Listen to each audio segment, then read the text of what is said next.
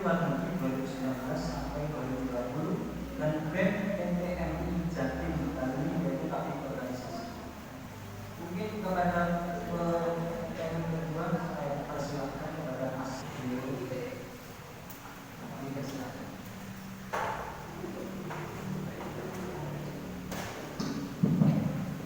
Baik, terima kasih teman-teman. Assalamualaikum warahmatullahi wabarakatuh. Alhamdulillah, alhamdulillah hadana li hada wa ma kunna linahtadiya laula hadanallah. Asyhadu an la ilaha illallah wa asyhadu anna Muhammadan abduhu wa rasuluhu amma ba'du.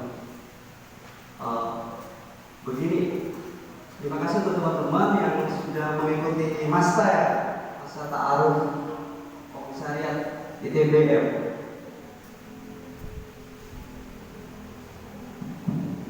Ya, tadi kan sudah perkenalan nama saya Rifki ya, alumni IMM. Sebenarnya saya dulu itu di PC IMM Jember. Jadi dulu di IMM Jember dan sekarang domisili di Banyuwangi, khususnya di daerah Benjuluk gitu. Jadi saya sekarang beraktivitas di Benjuluk, bukan lagi di Jember. Dan mungkin rutinitas saya sekarang di LBH sebagai bantuan hukum seperti itu, dan ada beberapa hal. Jadi saya diundang untuk teman-teman untuk terkait perspektif bagaimana di dalam suatu pandangan IMM. Ada apa sih dengan IMM? Terus kenapa sih IMM itu menarik? Terus kenapa sih? Lalu apa output dari IMM itu sendiri untuk organisasi kita? Oke. Saya jelaskan satu persatu. Mungkin IMM 14 Maret 1964 teman-teman bisa baca sendiri. Tujuannya IMM teman-teman mengusahakan terbentuknya akademis Islam yang berakhlak mulia sesuai ADART. ADART itu apa? ADART itu anggaran dasar, anggaran rumah tangga. Di dalam IMM itu ada namanya tanfiz. Nah, tujuannya IMM itu di pasal 7 tuh.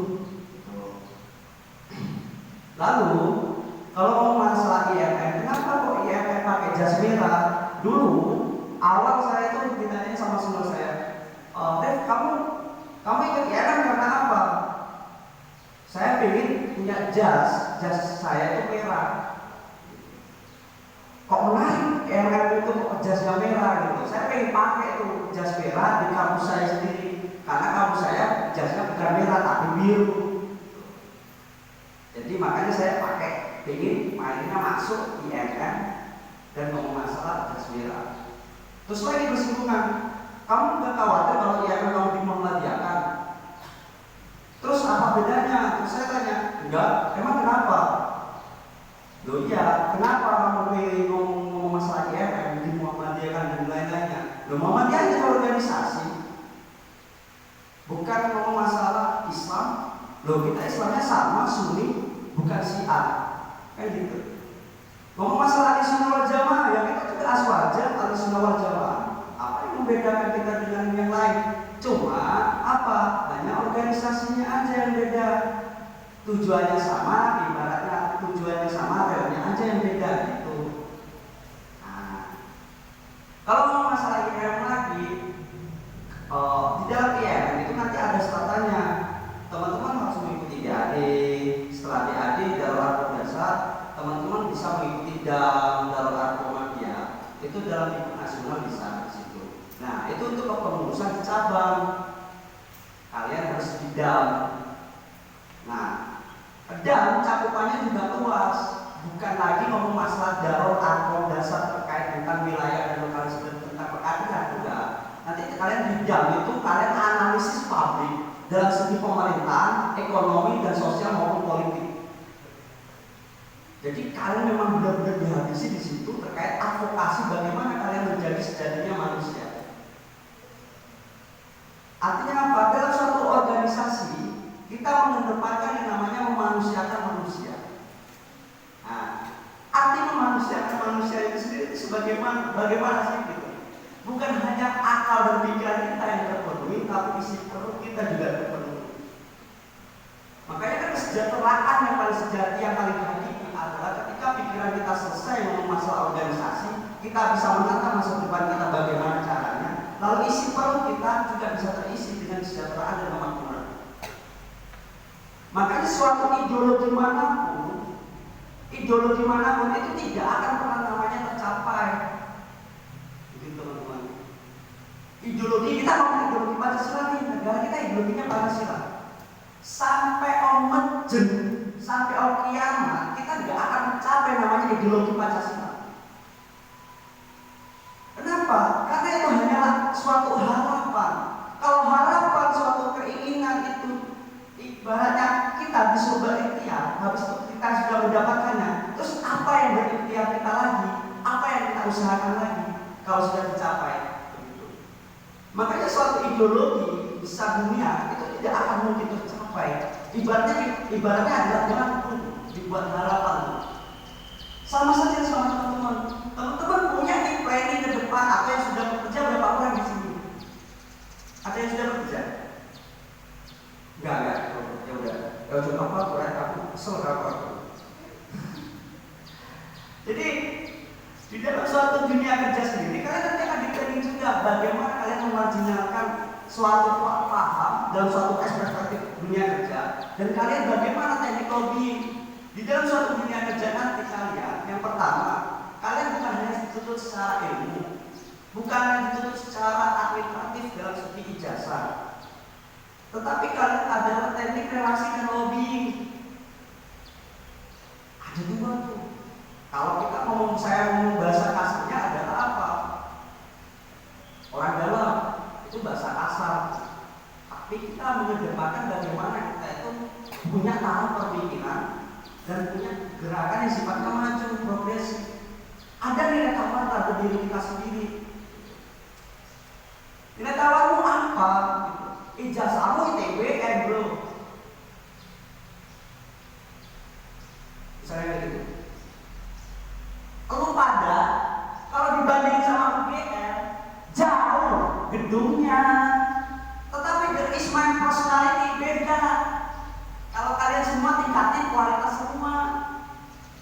Oke, kita galah gedung, kita posisi di sana of Java nih, paling ujung timur, tapi otak kita nggak kalah.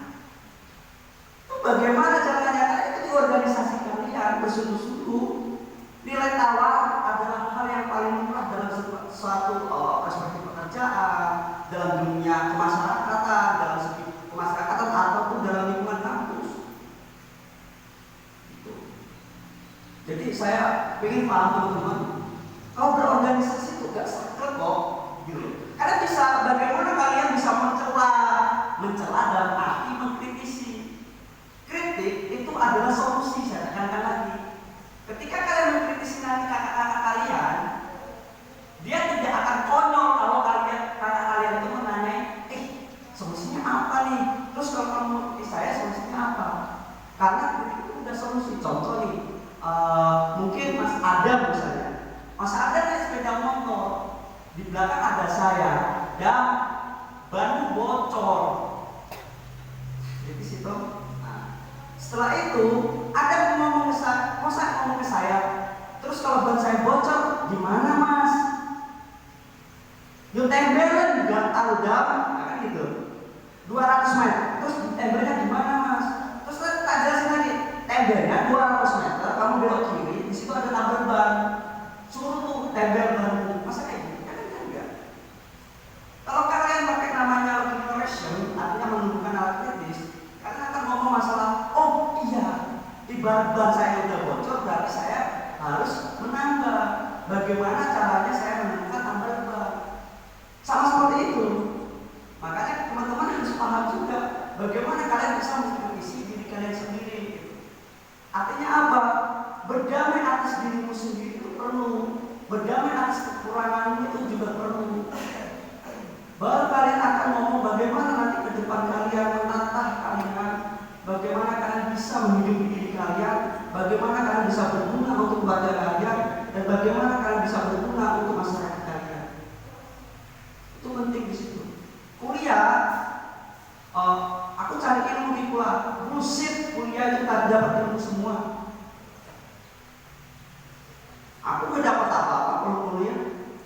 Kuliah doanya hanya satu, buku. Dosen mengajarkan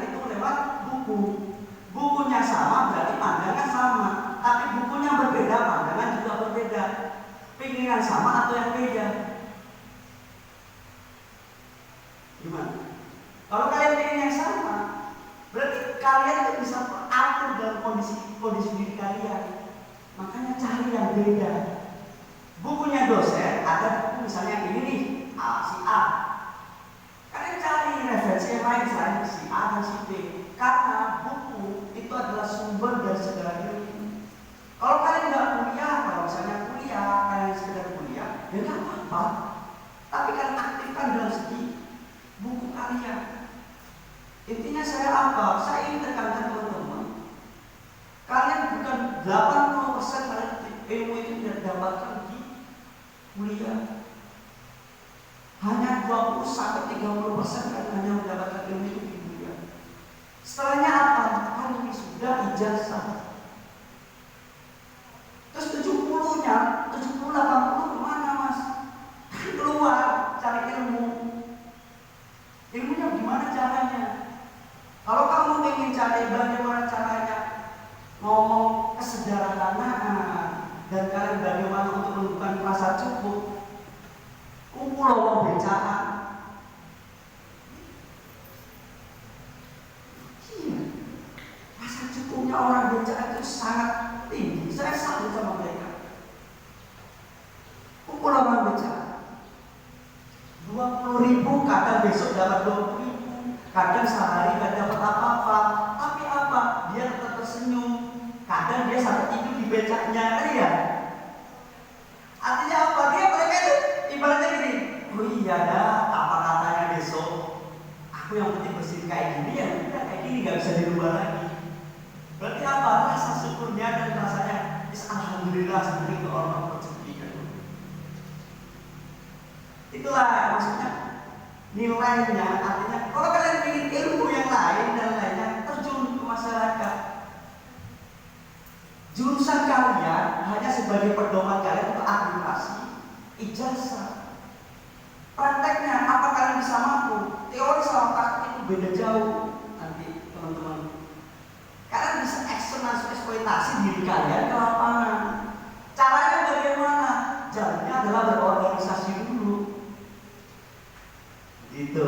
Jadi kalian bersyukur. Makanya teman-teman saya merasa ibaratnya, oh ya harus ini. Kalian harus bersyukur. Kalian harus hidup di organisasi. Ketika analisis sosial di lapangan, kalian akan enak di situ. Kalau teori kalian itu hanya kalian baca buku, hanya mendengarkan dosen, muak ya. Gak guna dalam suatu dunia apapun yang gak akan guna. Dengan ijazah, sarjana dan lain-lainnya. Tetapi kalau kalian disuruh praktek ke lapangan, ngomong pangan, kan gitu. Makanya kan harus ada nilai tawar sendiri untuk diri kalian. Gitu. Paham teman-teman yang saya jelaskan? Gitu. Mau minum silakan minum dulu.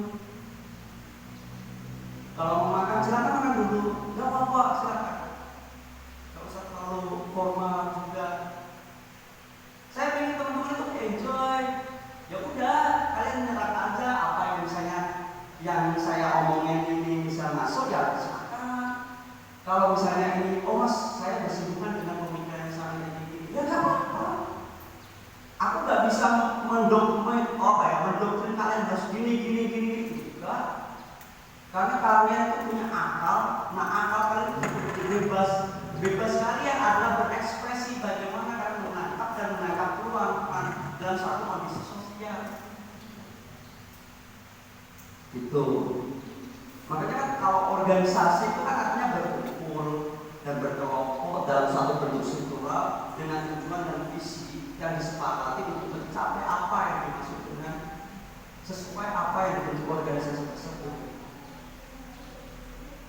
Jadi kalau teman-teman ngomong masalah berorganisasi itu perlu dan penting, ya. Kalian harus perlu dan penting ngomong masalah berorganisasi dan lainnya. Tapi dalam titik tekan kalian adalah bagaimana kalian bisa fokus untuk dalam suatu keadaan sosial nanti ke depan kan harus jadi orang. Mau seorang sepisah harus jadi teriak. Itu semboyan saya sejak saya SMA. Orang sepisah harus ada jadi. Ketika saya ditanyain beberapa orang masalah kuliahnya gimana, sama dapat kemudahannya. Aku enggak, orang tua aku tanya, sama kuliah dan boleh ilmu ini ilmu dan lain-lain. Enggak, aku pengen berijazah. Kuliahku ijazah. Ilmu di dalam cuma 20%, kalau 80% berbagi kehidupan. Kalau untuk kelasku itu nggak sesuai, tak tinggal keluar sama. Kalau memang nggak sesuai, karena apa? Kalau orang seorang pengajar, kalau satu klub dalam suatu pemikiran itu nggak bisa. Orang itu mengajar terus. Orang itu hanya bisa mengajar. Apakah orang itu yang mengajar kita itu bisa praktik di lapangan? Belum tentu juga. Artinya apa? 50-50 dalam suatu kemungkinan. Makanya kan ada namanya perspektif dalam suatu diri kita. Oh, berarti kita harus bagaimana kita mewujudkan hal suatu teori tersebut dalam suatu realita di lapangan. Turun kan? Kalau kalian nanti semester 2 atau semester 3, semester berapa sekarang? Rata-rata 1, 1 dan 3 ada ya. Nah, kalian nanti semester 3 atau semester 4 turun di lapangan. Kalian akan tahu bagaimana kalian berjuang. Turun di lapangan, buat agenda sendiri untuk komisaris kalian, buat analisis sosial, ansos untuk dalam diri kalian, bagaimana nanti memanajemen lapangan dan bagaimana cara beradvokasi di lapangan ketika adanya masyarakat itu konflik dan bagaimana kalian bisa mengatasi kemiskinan. Katanya seperti itu. Bisa nggak buat suatu kewirausahaan dalam suatu segi desa yang sifatnya tertutup? Nah, kan desa-desa sekarang di Banyuwangi itu oke, Banyuwangi itu baik mas, gini-gini baik dan segi wisata. Konflik horizontal dalam suatu lapangan masih belum selesai sampai sekarang. Pakai tumpang itu sebentar lagi belum salahkan. Apalagi masih banyak lagi. Habis ini ada namanya lahan pengganti. Gak tahu ini kapan akan meletusnya di daerah Wonosobo. Lahan pengganti dari BSI. Tambang emas pabrik. Jadi adanya tambang itu harus menyiapkan namanya lahan pengganti. Nah, lahan pengganti itu di mana? Nah, rencananya katanya di Wonosobo. Berarti apa? Suatu kalau di dalam satu pemaparannya Undang-Undang Nomor 4 Tahun 2009 tentang minerba itu di pasal 53 itu mau menyebutkan kalau komersil itu dibanding 1 berbanding 2. Artinya 1 hektarnya di suatu tambang itu berbanding 2 hektar untuk menyiapkan 2 hektar untuk lahan konservasi. Kalau Wonosobo itu kan ada berapa dusun, berapa desa, berapa rumah yang akan digusur di situ untuk dibuat rumah, dibuat lahan produktif atau lahan konservasi. Tuh, kalau kalian mau ansos. Kenapa sih Banyuwangi itu menjadi seorang sekarang ini bupatinya cewek, wisatanya banyak. Kenapa enggak bobroknya aja yang di Solo? Itu yang menjadi persoalan sampai sekarang dan polemiknya di situ tuh. Kalau bobroknya yang disebut di Solo terus, itu seperti apa? Membuka air sendiri kan di Banyuwangi. Tapi memang dia perlu untuk kesejahteraan masyarakat. Kalau ngomong sejahtera ya sejahtera, kalau ngomong miskin ya miskin. Kalau ngomong memang wisatanya bagus ya wisatanya bagus, desanya desa santet ya santet kan gitu. Cuma merubah mindset seseorang untuk Banyuwangi santet jadi ekowisata ya kayak gini. Dibuatkan festival sampai 99 untuk menutupi ngomong masalah Banyuwangi. Terus bagaimana kemunduran mulai dari Kalibaru? Konflik masih sama Salona ada. Kalau mau masalah Muhammadiyah konflik juga Muhammadiyah, tapi masalah Tanah Wakaf ditampung Al-Hidayah. Itu kalau mau masalah itu ya. Terus bagaimana mitigasi bencana juga? Kalau bencana akhirnya apa? Sanggar kemarin banjir karena apa? Daya serap airnya nggak ada. Daerah sana daerah cekungan, bantaran kali dipersempit. perumahan dipadatkan, RT RW perda masih nggak jalan di dewan. Kalau pengen kalian tuh, pengen teman-teman itu dongkrak mau masalah pemerintahan dan kalian nanti jadi pengusaha juga, silakan. Makanya kan dari IMM itu ada namanya, kalau kalian ingin jadi praktisi, silakan jadi praktisi. Kalau kalian jadi pengusaha, silakan jadi pengusaha. Jangan dari, kalau ingin jadi akademisi, silakan jadi akademisi. Jangan jadi akademisi terus, habis itu hidup di aum. Aum nanti aum apa? Amal usaha Muhammadiyah. Kalau kalian jadi akademisi tapi hidup di aum, nggak main. Kalian ngajar aja di SDN lah, di MI, MTS-nya NU, punya yayasan NU, jamah saja di sana. Itu jauh lebih berat menurut saya. Kalau bisa sih seperti itu. SD negeri kah, lainnya, jangan hidup di aum. Kalau nanti kalian pergi lepas keluar dari TBM, kalian ngomong ke saya, oh, saya tanyain, Mbak, sekarang kerja di mana? Ngajar Mas, ngajar di mana? Di aum. Itu bukan kita tidak bersih, enggak, tapi setidaknya aum itu sudah banyak yang bersih. Tidaknya kalian bisa mengeksploitasi diri kalian itu hal yang lebih. Tingkatan kalian itu bukan dalam suatu zona nyaman. Aum itu hal yang pasti untuk menerima kalian. Tapi apakah di luar suatu lembaga bisa menerima kalian? Makanya di Ismail Personality apa yang kalian tawarkan? Mungkin di sini hampir keseluruhan juga warga Muhammadiyah atau warganya orang Nabi dan lain-lain. Tidak masalah. Yang penting kalian punya bagaimana daya tawar kalian itu sendiri. Makanya kan kalau ada yang kosong, ya diisi. Kalau ada yang isi, ya digeser. Makanya kalian harus tahu di situ nanti. Makanya kan hal itu juga sama penciptaan kalian juga. Kalau ada yang isi, ada yang kosong, ya diisi gitu loh. Kalau ada misalnya ada pendamping juga, ya digeser kan gitu ya Bang.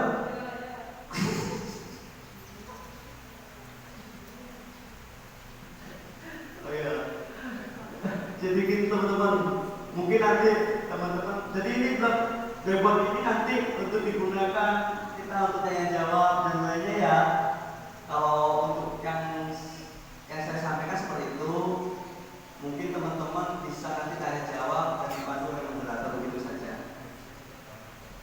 Kurang lebihnya mohon maaf. Bila ini saya berbohong. Wassalamualaikum warahmatullahi wabarakatuh. Mungkin dari teman-teman sekarang itu sesi tanya jawab. Dari teman-teman ada pertanyaan tentang organisator atau perspektif yang tentang itu sendiri itu apa? Mungkin dari saya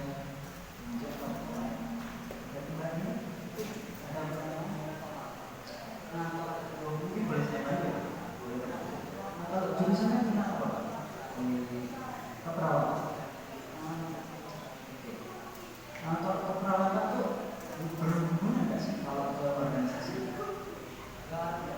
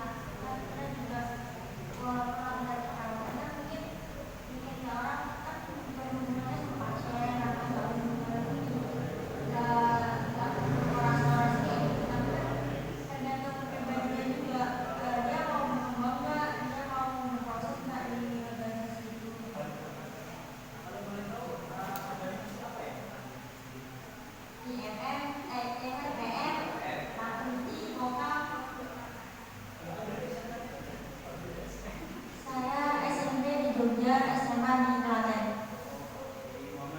Ya, di Momen. Lebih jauhnya sih enggak, cuma memang bagian dari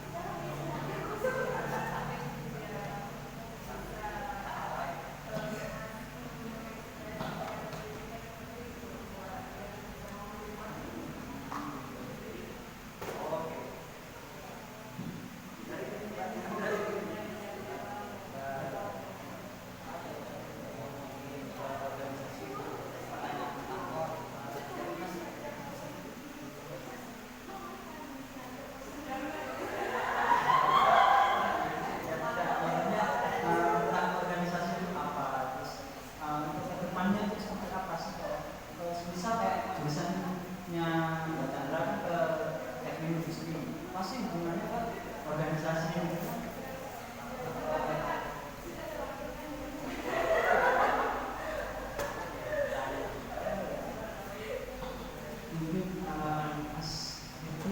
Mungkin saya bisa mengkonfirmasi pertanyaan teman-teman, yaitu mungkin apa sih kalau berhubungannya ke industri kayak perawatan itu organisasi?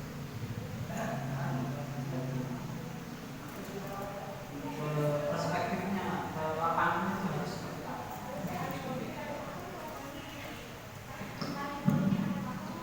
Coba tanya aja satu persatu kasih.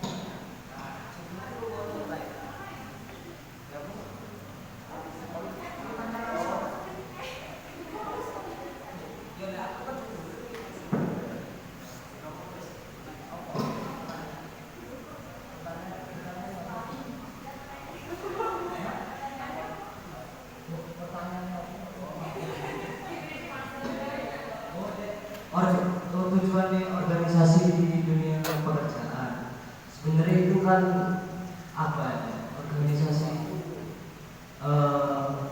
bagaimana kita berkomunikasi sama masyarakat atau atasan gitu sebenarnya.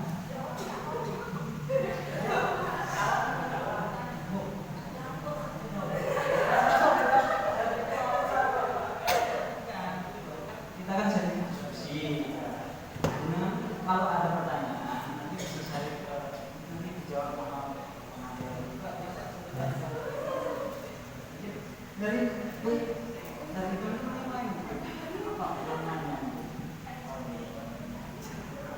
kita semua mulai industri ke organisasi apa mungkin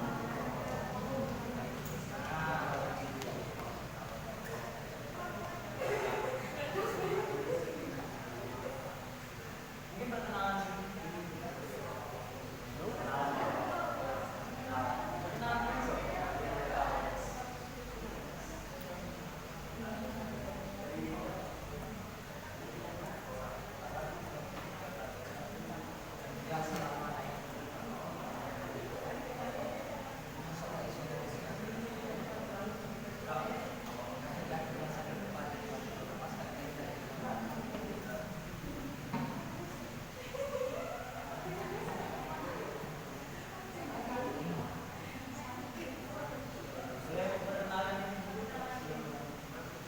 Baik, perkenalkan nama saya Rida Setiana dari Komisariat UBI.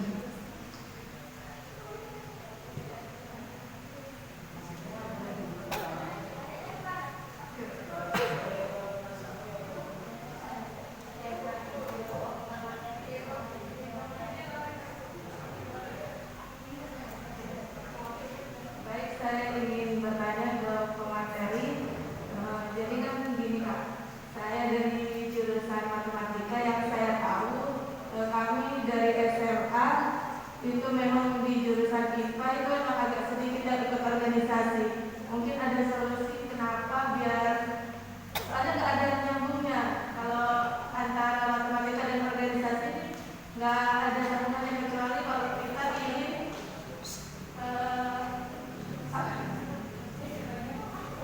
kita ingin membangkitkan dalam bidang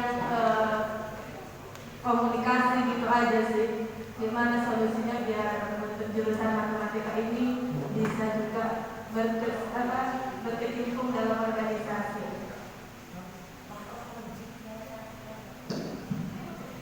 Berarti pertanyaannya, teman-teman jurusan matematika ini jarang ikut organisasi, bagaimana? Gimana tuh? Karena emang nggak nyambung antara kan matematika ini hubungannya teori dan teori, rumus kayak gitu. Itu nggak ada hubungannya sama organisasi. Jadi gimana solusinya biar kan organisasi penting juga kan. Bagi kami yang mau jadi guru, komunikasi itu dianggap penting, cara penyampaian ke murid-murid kan itu bisa kita pelajari lewat organisasi. Itu menurut kakak gimana biar kami yang dari jurusan matematika biar juga dapat berkecimpung dalam organisasi, intinya biar mau gitu.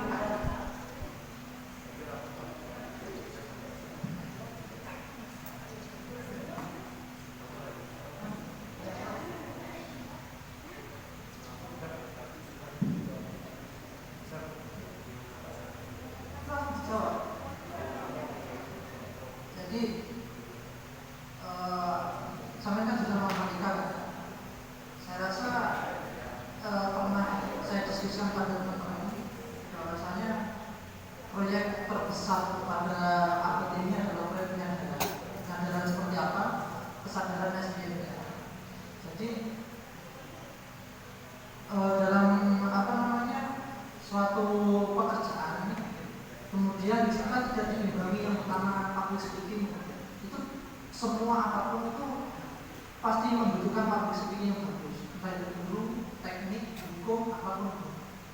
Dan kemudian kenapa saya sambungkan dengan proyek penyadaran, karena memang pada abad ini yang proyek paling sulit dikerjakan itu pengembangan SDM-nya. Kita sadar akan potensi diri, sadar akan kemajuan yang akan datang, dan sadar akan apa yang akan dilakukan.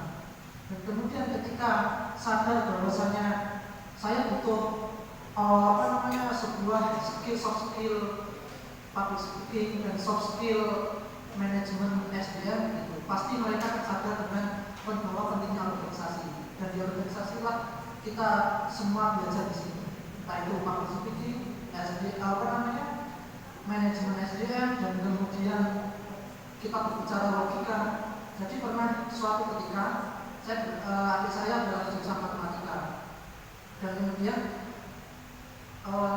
saya pernah diskusi apa gunanya matematika dalam kehidupan. Misal progabit atau misal akar dan sebagainya. Adik saya menjawab sangat logis pada saat itu, karena matematika adalah ilmu logika, bukan ilmu bukan cuma ilmu perhitungan saja. Jadi di matematika sendiri kita berbicara logika kan itu pasti. Jadi untuk melatih logika bisa di organisasi juga. Jadi intinya memang kesadaran hari ini sangat-sangat diperlukan, entah itu kesadaran dari diri sendiri ataupun dari kita yang mengajak untuk orang lain. Jadi seperti itu jawabannya. Mungkin ada hal lain. Jadi memang kesadaran itu harus timbul sendiri, tidak bisa kita ajak dan kemudian tidak bisa kita paksa. Seperti itu. Bagaimana teman-teman matematika ini belajar organisasi.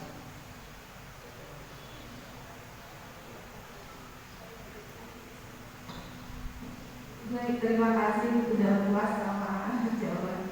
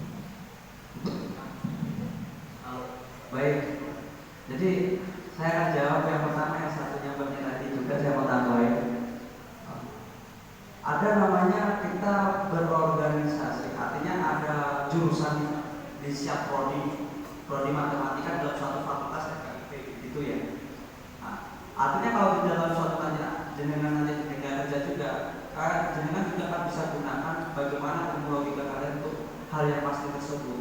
Contoh, bagaimana kalian bisa berkomunikasi secara baik dengan atasan kalian ataupun senior kalian di guru misalnya kayak gitu. Sedangkan kalian tidak pernah tahu cara bagaimana lobby yang baik dan benar. Gitu. Itu hal itu pasti lumrah akan digunakan di situ. Akhirnya berorganisasi itu bukan ibaratnya hal yang terimanya itu saklek dan lainnya enggak. Organisasi itu bukan hanya sekedar ikut-ikutan, harus ikut di grup, kalian mau ada kegiatan, acara, panitia dan lainnya enggak. Kalian bukan OSIS lagi gitu loh.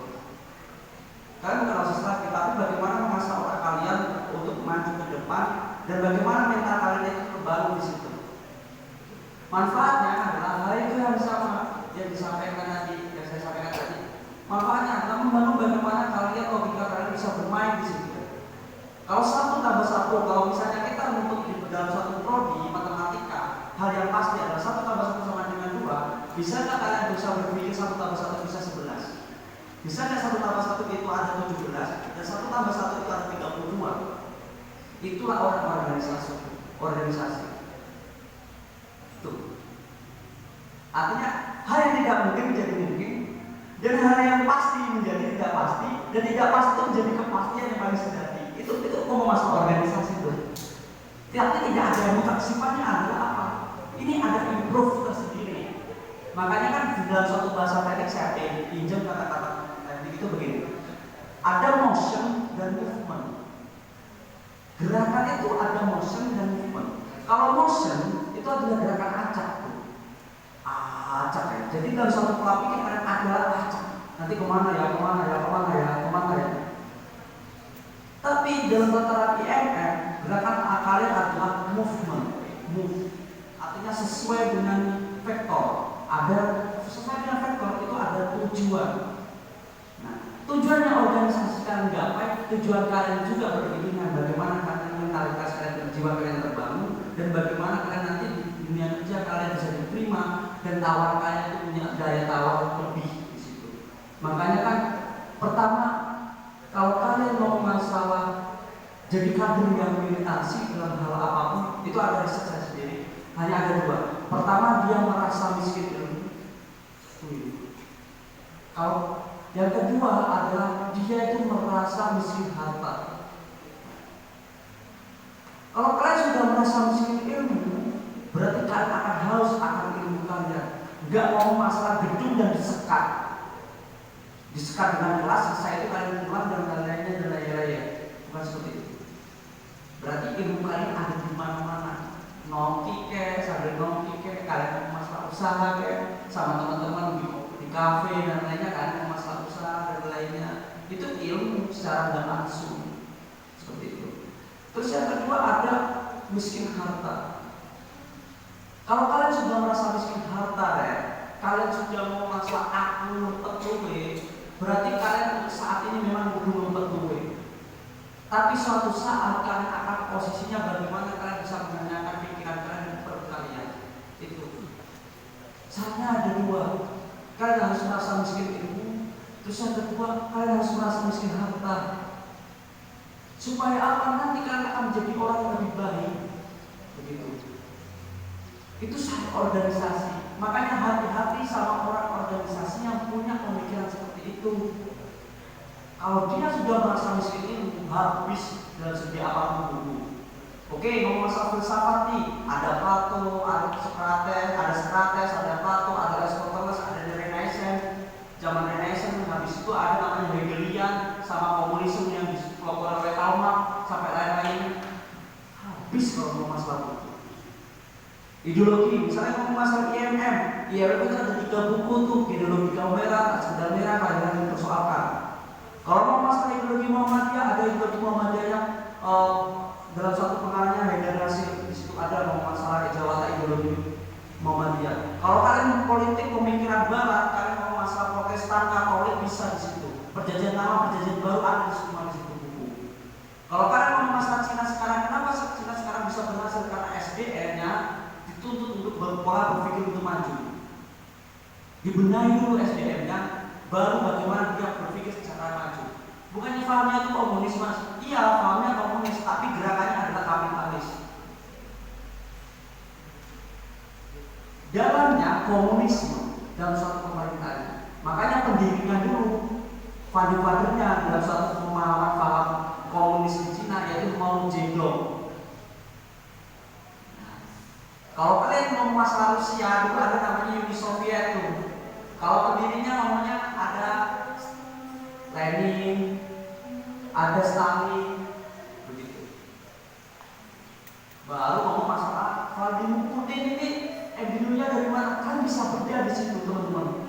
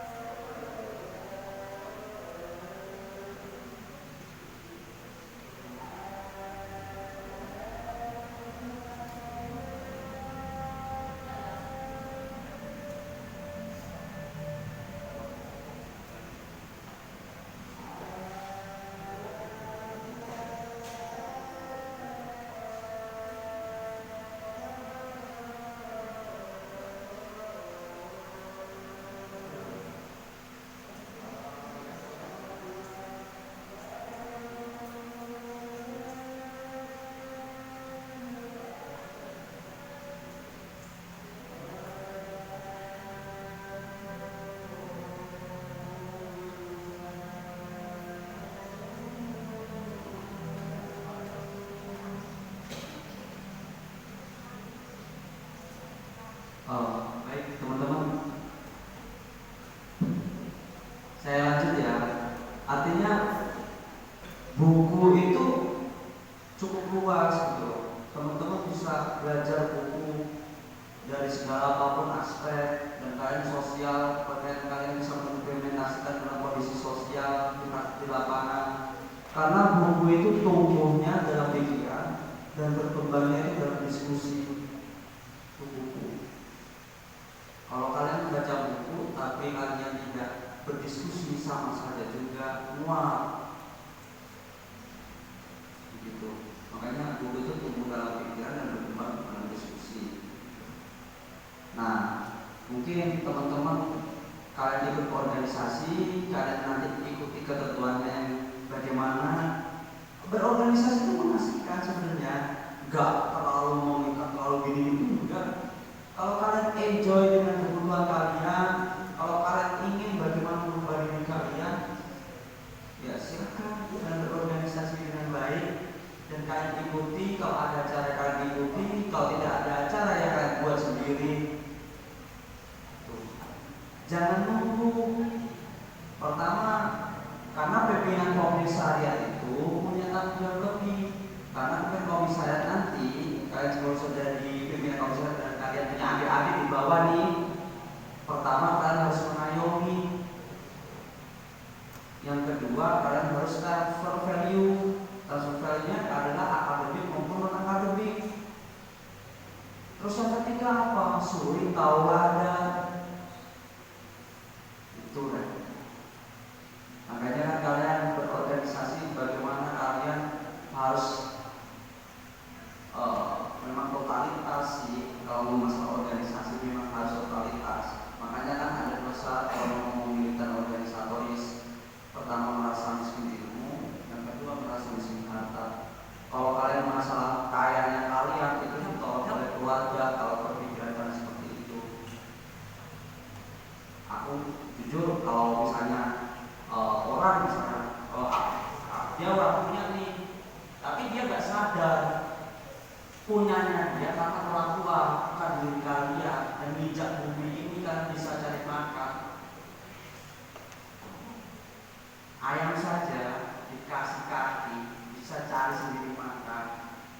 dan bisa besar dan lain-lain.